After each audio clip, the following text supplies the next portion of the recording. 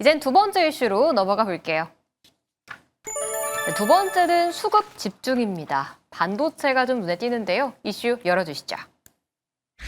16만 전자, 80만 닉스 역사적 신고가입니다. 오늘 SK하이닉스가 마이크로소프트의 최신 칩에 HBM3를 단독 공급한다라는 뉴스가 나오면서 80만 원대를 돌파했습니다.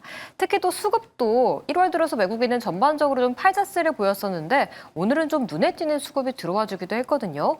빅테크 AI 칩들을 다 한국 기업이 좀 독점하는 분위기인 것 같아요. 네. 반도체 관련주 전략은 좀 어떻게 이어가 보면 될까요? 시장이 꺾일 거라고 생각하시나요, 혹시? 아직은 아닌 것 같아요. 그렇죠. 시장이 안 꺾이는 이유는 결국 반도체가 이끌고 가기 때문이거든요. 그래서 아마 우리 시청자분들께서도 시장이 꺾이지 않을 거다라고 생각하시는 분들이라면은 반도체는 그냥 홀딩. 그리고 없으신 분들은 이번 관세 노이즈라든지 아니면 실적 발표 이후에 일시적인 변동이 나오게 된다. 저는 그럴 가능성도 좀 거의 없다라고 보긴 하는데 나오게 되면 기회로 활용을 계속해서 하셔야겠다라는 생각은 하고 있습니다. SK하이닉스 같은 경우는 오늘 이제 또 시티그룹에서 목표가 140만 원까지도 제시를 그러니까요. 했죠. 이게 굉장히 이제 그만큼의 목표 주가 상향 거의 지금 대비했을 때 80만 원 대비했을 때 70% 80% 이상의 어떤 가격대를 목표 주가로 산정을 한 건데 결국에 그 이면을 보게 되면은 반도체 가격에 대한 이익 증가가 SK하이닉스나 삼성전자 이 기업들에게 반영이 될 것이다라는 맥락이거든요. 과거에 제가 과거도 아니었죠. 지난달에랑 그리고 이번 달에도 계속 말씀드렸던 게 반도체가 우리가 이제 매도를 해야 되는 시점은 본격적인 투자 사이클이 나올 때다라고 네. 말씀을 한번 드렸었는데 그게 이제 과거부터 반도체 사이클을 보게 되면은 PC나 모바일 수요 기준으로 가격 반등이 나와주고 그때마다 SK하이닉스라든지 삼성전자에서 증설을 했죠. 그러고 나서 이제 초과 공급이 되면은 자연스럽게 가격이 떨어지다 보니까 사이클이 마무리 국면으로 갔었는데 지금 시장에서의 흐름을 보게 되면은 기존과 다른 수요처가 AI 데이터 센터라든지 서버죠. 그래서 기존 대비했을 때 서버만 보더라도 메모리 반도체 같은 것들이 5배 이상 많이 들어갑니다. HBM 같은 것들이 없게 되면은 이 첨단 이 데이터 센터에 대한 증설을 애초에 할 수도 없고요. 그래서 지금 나와주고 있는 이 수요분 자체가 기존에 보여주던 사이클과는 다른 수요처를 가져가고 있다는 게 가격 반등의 핵심이고 여기서 삼성전자나 SK하이닉스가 최근에 증설한다라는 이야기도 나와주고 실제 자금 집행을 또 하고는 있지만 설비 투자 자체도 굉장히 어렵고 기술적인 장벽 자체가 워낙 높죠. 그러다 보니까 양산 체제로 가는데도 향후 한 1, 2년 이후부터나 또 가능한 상황입니다. 그래서 여전히 초과 수요분을 공급이 따라가지 못한 현상들이 중장기적으로 계속 이어질 것이기 때문에 가격 상승 효과를 보면서 이 삼성전자나 SK하이닉스는 지속적으로 우리나라 증시를 이끌 수 있는 그런 이익 모멘텀을 좀 보여줄 것이다. 그래서 반도체 투자 전략은 그냥 계속해서 조정이 나오면 매수, 가지고 계시면 홀딩 이 전략으로 가져가시는 게 맞지 않을까 싶습니다. 그냥 굳건한 믿음을 좀 심어주셨는데 사실 오늘 소부장까지도 좀 올라와 버려서 지금도 안 샀으면 좀 제가 너무 잘못한 거긴 한데 못 가지고 계신 분들은 어떤 종목을 그래도 담을 수 있는 게 뭐가 있을까요? 지금까지 못 사셨다라고 하시면은 그냥 지금부터 다시 사시면 됩니다. 상한가인데도요? 막 하나마이크론? 저는 충분히 가능하다고 보는 게 원래 이제 소부장 업체들이 기존의 SK하이닉스가 됐든 삼성전자가 됐든 이 반도체 대형주들이 지난해부터 해서 평균적으로 한 200% 정도 이상이 상승이 나올 때 소부장 업체들은 한 100% 정도 수준밖에 나오지 않았어요. 그러니까 아직까지는 이제 코스피가 강하게 올라갈 때 코스닥이 그동안 못 가면서 지금부터는 그동안 2010년 이후로 이 괴리감이 가장 컸기 때문에 거기에 정책 모멘텀이 붙고 실제로 코스닥 같은 경우도 이익 추정치가 올라가고 하니까 선스닥 가고 추가적으로 기관에서 어제 2조 원 이상 매수 들어오고 오늘도 1조 이상 매수가 들어온 것처럼 네. 반도체 안에서도 결국에 대형주들이 강한 상승을 시현해줬고 그다음 소부장도 따라가긴 했지만 이 괴리 자체가 굉장히 큽니다. 그래서 반도체의 소부장 업체들도 키 맞추기 움직임에 대한 그 흐름들이 본격적으로 나올 수 있고 실적이 결국에 뒷받침이 되거든요. 그래서 오늘 하나마이크론 강하게 올라갔다? 조정 나오면 매수하시면 되고 그게 아니다라고 하더라도 반도체 안에서 핵심 소부장 업체들은 워낙 이익 추정치 높은 종목 중심으로 접근하면은 지금부터도 충분히 기회를 잡으실 수 있지 않을까 싶습니다. 늦었다고 생각할 때가 또 가장 가장 빠른 빠를 거죠. 때일 네. 수가 있을 것 같네요. 아까 시은 팀장님은 전 반도체보단 전력이에요라고 하셨거든요. 그럼 반도체는 그러면 조금 보수적인 전략이 이제 하반기부터는 준비해야 된다고 보시는 걸까요? 아니요. 아, 아닙니다. 아닌가요? 이게 우선순위 저의 선호도인 것이지 반도체에 대해서 반도체가 꺾이기 시작하면 전력기기가 무사할까요? 그쵸. 아닙니다.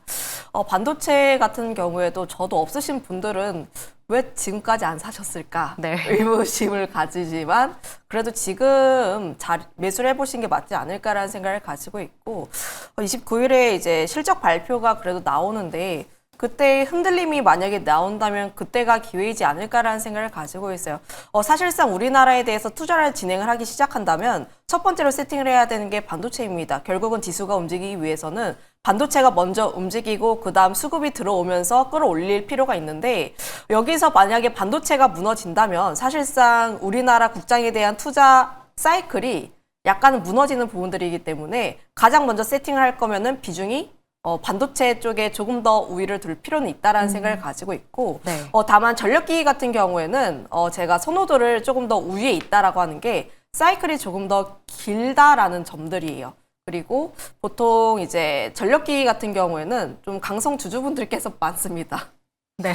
그 뜻은 하방이 좀 많이 경직되어 있다라고 보시면 좋을 것 같아서 사실상 내가 조금 더 길게 투자하고 싶다 하시는 분들은 전력기기 쪽이 좋긴 한데 다만 반도체 같은 경우에는 최근에 변동성이 굉장히 많죠. 특히나 소부장 관련했을 때 변동성이 굉장히 높은데 지금 SK하이닉스, 삼성전자 실제로 지금 매수를 하시기에는 쉽지는 않은 구간대가 맞습니다. 네. 그래서 이런 종목군들을 매수를 하실 때는 눌림이 나왔을 때 매수를 하시는 게 맞다라는 생각을 가지고 있고 오히려 내가 소부장을 선택하고 싶다 하시는 분들은 오히려 이제 일정 라인대를 뚫고 오늘 자리에서 좀 잘 움직이는 종목군들이 그래도 좋지 않을까라는 생각 갖고 있어요. 앞서 이야기했던 뭐 하나마이크론이라든지 ISC라든지 이런 종목군들이 사실은 위치가 낮지는 않습니다. 네.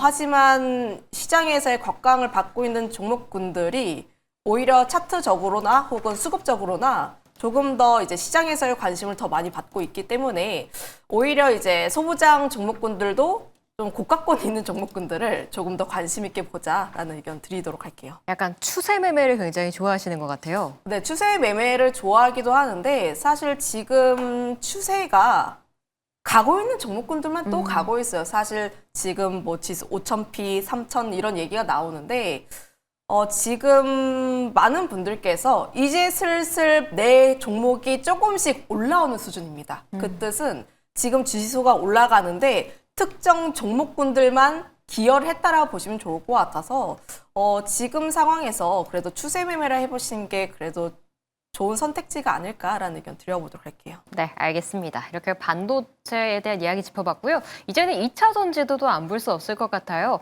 또 포스코 퓨처엠이 미국 전고체 배터리 업체인 팩토리얼에 또 투자하겠다고 밝히기도 한 상태입니다. 2차 전지 뭐 소재 장비 쪽도 키 맞추기가 이어지고 있는데 지금 구간에서 네. 그러면 물량을 더 태워볼까요? 뭐 지금 자리는 그래도 추세 전환은 나온 자리는 맞다라고 좀 평가를 할 수 있을 것 같아요. 네, 2차 전지에서 확실하게 이제 추세를 더 올릴 수 있느냐 없느냐는 ESS입니다. 그러니까 최근에 시장에서 2차 전지 관련해서 로봇주들의 활용이 될 것이다, 로봇의 활용이 될 것이다라는 그런 모멘텀에 의해서 2차 전지가 좀 반응을 한 건 있는데 실제 객관적으로 한번 보게 되면은 휴머노이드 로봇 그리고 이제 뭐 서비스용 로봇을 제외하고 우리가 산업용 로봇이라든지 협동 로봇 같은 경우는 배터리 활용이 거의 없어요. 유선을 통해서 전력 공급이 되는 것이지 배터리 공급은 없습니다. 자, 그러면 우리가 확인해 볼 게 휴머노이드 로봇이라든지 이 서비스용 로봇. 우리가 요즘 뭐 식당 같은 데 가면은 서비스용 로봇들이 좀 있죠. 그런 것들에 이제 배터리 탑재가 되는 건데 그 비중이 어느 정도가 될까 고려를 해보게 되면은 2차 전지 전체 시장의 1%가 안 됩니다. 그렇죠. 너무 낮네요. 실제로 그래요. 네. 예, 그러니까 말 그대로 모멘텀인 거예요. 이거는.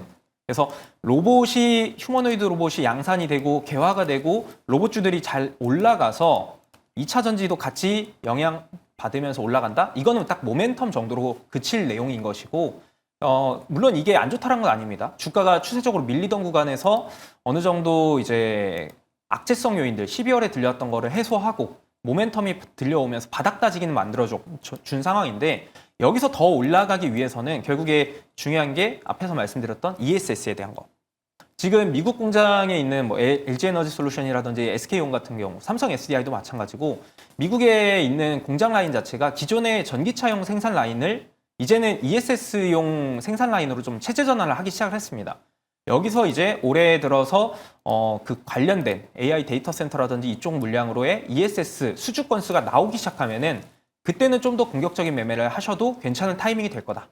지금 자리에서는 물론 이제 하반 경직이 나와주고 추세 전환의 포인트가 1차 포인트가 나온 건 맞지만 더 강한 상승이 나와주는 그 트리거 기폭제는 ESS에서 수주가 나와줘야 된다. 이 관점으로 접근을 하시고 바라보고 계시면은 2차 전지가 뭐 올해 기회는 충분히 줄 수 있다라고 보셔도 될 것 같습니다. 바닥은 다졌지만 아직까지 추세를 만들기에는 모멘텀이 좀 약한 구간이다라고 좀 볼 수 있을 것 같습니다. 그러면 시은 팀장님은 2차 전지 관망할까요? 아니면 지금 매수할까요? 관망보다는 관심 있게 두면 좋은 구간이라고 생각을 하고 있어요. 앞서서 이제 설명을 잘 해주셨는데 제가 이 코너에서 이야기를 할 때도 2차 전지는 관심 있게 봐야 하는 게 리튬 가격이 올라가고 있고 앨범알이라든지 리튬 ETF가 잘 움직이고 있는데 사실 그와 연관되어 있는 우리나라 관련 종목군들은 움직이지 않고 있다. 괴리를 줄이기 위해서 움직일 필요는 있다라는 생각을 갖고 있었는데 사실 그거에서 트리거를 터진 게 아니라 삼성 SDI가 전고체 관련 내용들을 터뜨리면서 주가가 올라왔다라고 보시면 좋을 것 같아요. 사실상 지금 2차 전지 관련했을 때 가장 중요한 트리거 역할은 이제 전고체 그리고 삼성 SDI가 중심을 잡아주지 않을까라는 생각을 가지고 있어서 결국은 2차 전지 같은 경우에도 이 스토리가 꺾이지 않는다라고 하면 추세는 그래도 만들어줄 수는 있지 않을까라는 생각 갖고 있습니다. 과거와는 다른 게 지금 코스닥 쪽으로 수급이 유입이 되고 있고 그 안에서 바이오도 있겠지만 그래도 2차 전지 관련했을 때 좀 어느 정도의 내용들이 돌고 있는 부분들이 있어서 추가적인 움직임이 나올 수 있다는 점들. 다만 2월 2일에 삼성 SDI의 그 컨퍼런스 콜이 예정이 되어 있는데 네. 거기에서 전고체 관련 내용이 어떻게 구체화가 되는지 이런 내용들을 한번 체크를 해보시면 좋을 것 같아요. 그 전까지 사실 뭐 관망이라기보다는 수급적인 힘에 의해서 그래도 움직일 가능성이 높지 않을까라는 생각을 가지고 있어서 관심 있게 두는 구간이라고 정리를 하겠습니다. 이벤트도 있기 때문에 그래도 지금 관심권에는 넣어둘 만한 섹터다라고 좀 말씀을 주셨네요. 이제 그러면 2차 전지 받고 1000스탁 구간 안에서 게임 쪽도 사실 최근 바닥을 굉장히 다지고 올라오는 모습을 보여주고 있거든요. 게임 같은 경우에는 겨울이 성수기라고 했지만 올겨울에는 큰 성수기 효과를 못 본 것 같아요. 네. 지금 투자 매력도는 좀 있는 섹터인가요? 없진 않는 것 같아요. 근데 그렇다고 해서 공격적인 비중을 넣는 쪽은 아니다라고 또 생각하는 게 게임주를 보실 분들이라고 하면은 그 업종 안에서 가장 이제 코스닥 내에서 시가총액이 가장 높은 상위 종목 중심으로 좀 보시고 그다음에 일정 모멘텀입니다. 3월에 이제 신작 출시 앞두고 있는 기업들이 몇 가지가 있죠. 뭐 펄어비스도 있고 넷마블도 있고 이런데 이런 쪽으로만 집중을 하셔야지 업종 전반에 걸쳐서 내가 투자를 공격적으로 하겠다는 좀 지양하시는 게 좋지 않을까. 일단 게임주뿐만 아니라 사실 코스닥 내에서의 전반적으로 주가 움직임들이 업종에서는 다 좋을 거예요. 결국에 지금 코스닥이 1000포인트를 돌파하고 뭐 3000 스닥으로 가냐 마냐 이런 이야기들이 나와주고 있는데 과거와는 다르게 굉장히 이제 신뢰성 있는 정책 모멘텀들이 반영이 되다 보니까 기관 자금들이 자연스럽게 들어오고 있는 겁니다. 그 패시브성 자금들이 들어오는 것이고 네. 그 패시브성 자금들이 들어올 때 결국에 이 코스닥 안에서의 가장 많은 비중을 가지고 있는 그 업종별로 수급들이 분산이 자연스럽게 되는 거예요. 그러면서 게임 같은 이제 엔터라든지 콘텐츠 쪽으로도 일부 온기가 들어가는 수급적인 영향이 좀 큰 것이지 이게 이제 구조적으로 강하게 올라갈 수 있고 시장을 주도할 수 있다까지는 아니다 정도로 보시면 될 것 같고요. 그래도 수급적 온기를 반영하면서 뭐 펄어비스 같은 경우 차트 한번 보시게 되면은 네. 또 완전한 이제 대바닥은 좀 탈출하는 흐름들이 나오고 있습니다. 그래서 요것도 마찬가지로 앞에서 설명드렸던 2차 전지와 좀 동일한 맥락으로 바닥 다지기의 움직임들은 좀 나와주고 있기 때문에 뭐 추가적인 하방은 좀 제한적이지만 여기서 공격적으로 좀 주가가 구조적 상승까지는 아니다. 그래서 보유자분들께서 대응을 하시는 좀 섹터인 것이지 신규 매집의 어떤 관점으로 보기에는 좀 제한적이다라고 보시면 될 것 같습니다. 아직까지 게임 쪽은 뭐 수급 분산, 수급 빈집 쪽으로만 좀 보는 게 좋을 것 같습니다.